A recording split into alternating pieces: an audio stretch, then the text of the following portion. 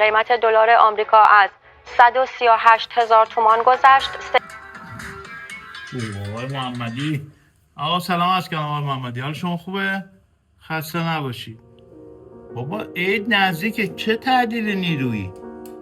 یعنی از فردا نیم سر کار؟ نمیشه که آخه من به این حقوق احتیاج دارم.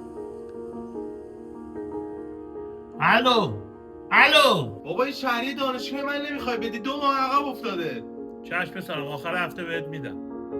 عباس آخر هفته مهمون داریم، گوشت و مرغ بگیری بیاری یا چشم خانم، اونم میگیرم. علی آقا اون برگشت بخوره که برات پول نمیشه که. یه ماه صبر کن، همه رو یه جا میدم بهت. خب صبر کن یه ماه دیگه. 2 نصف شب تا الان کجا بودی؟ خونه زندگی نداری تو زود بیای خونه. آقا 2 نصف شب کجایی تو؟ ببخشید خانم، از فردا زودتر میام. بابا وضعیت خونه خیلی داغونه.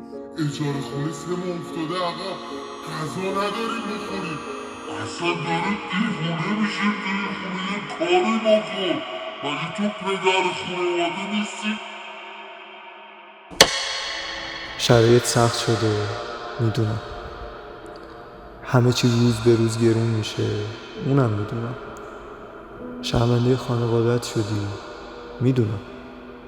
اما تو مردی، چشم خانواده به توه، تکیه‌گاهشون تویی. اگه تو هم ببری دیگه چیزی از این خانواده نمیمونه. ادامه بده. قول میدم یه روزی میرسه که همه قدر وجودتو بدونن.